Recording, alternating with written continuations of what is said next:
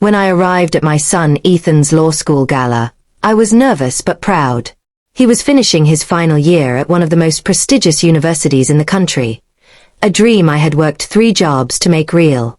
4 years, I'd cleaned offices, fixed broken plumbing, and worked overnight shifts at a factory just to see him become what I could never be. The gala was a black tie event. Crystal chandeliers, polished marble floors, champagne in tall glasses. I wore my only suit, the same one I'd worn to his high school graduation. It wasn't new, but it was pressed and clean. As I stepped into the grand hall, a young woman near the entrance, a student volunteer, looked me up and down. "Oh, sir," she said quickly, "the catering staff entrance is in the back." I blinked, confused. "Sorry." She gestured toward the kitchen. "You're part of the event crew, right? You can check in with the supervisor over there."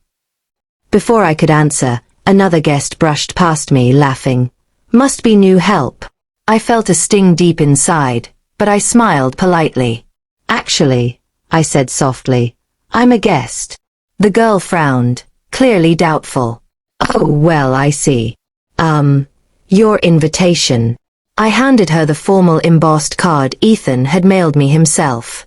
Her eyes widened slightly before she forced a smile. "Of course, sir. Right this way." I could feel eyes on me as I entered the ballroom, men in tuxedos, women in glittering gowns. I took a quiet seat at the back. As people mingled, I saw Ethan across the room, standing with his classmates and their parents. They looked like magazine models, confident, polished, perfectly at ease. He hadn't noticed me yet. When I tried to approach, a waiter accidentally brushed past, spilling a few drops of champagne near me. A woman at the next table wrinkled her nose. "Oh dear, someone's made a mess. Could you clean that up?" she said, pushing a napkin toward me without even looking up. I froze. For a moment, I didn't know whether to laugh or cry. She thought I was staff too. Before I could respond, Ethan's voice cut through the room. "Dad!" He walked over quickly, his face lighting up. "You made it." He hugged me tightly, not caring about the stares. "I was starting to think you wouldn't come." I smiled. "Wouldn't miss it for the world." A few people looked surprised, their polished, practiced expressions faltering. The woman who'd handed me the napkin turned crimson. After dinner, the dean took the stage. "Tonight," he announced, "we celebrate our students, our faculty, and one special donor who made a transformative contribution to our new legal aid center." Polite applause filled the hall. "This center," the dean continued, "will provide free legal support to low-income families, a vision inspired by one of our students' parents.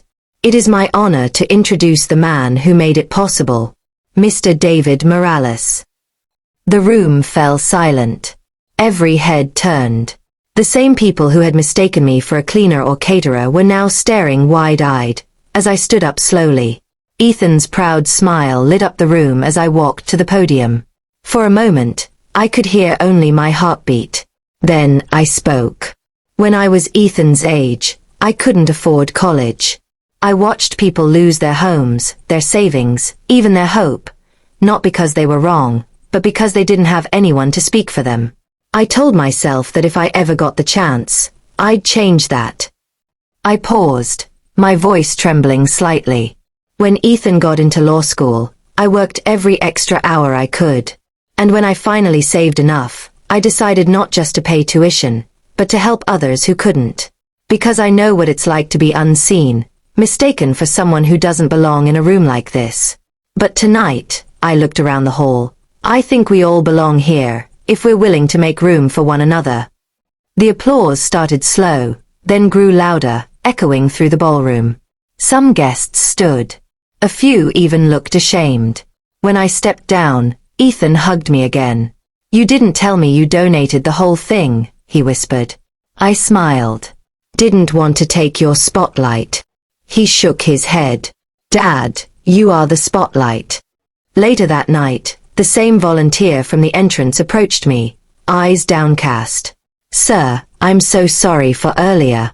I shouldn't have assumed." I patted her shoulder gently. "It's okay. Just remember, sometimes the people who look like staff are the ones who built the place you're standing in. Outside, as the evening breeze brushed against my face, I saw the new banner hanging over the courtyard. The Morales Legal Aid Center, established by David Morales and family. For the first time, I didn't feel small or out of place. I realized that being overlooked doesn't diminish your worth. It just gives you the chance to surprise everyone who doubted you. Ethan came up beside me, still in his tuxedo, grinning. "Dad, you know what one of my classmates said?" "What?" he said.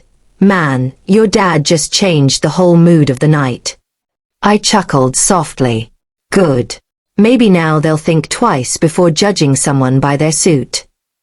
As we walked to the car, I looked back one last time at the glittering hall, the same place where I had been mistaken for a janitor just hours earlier.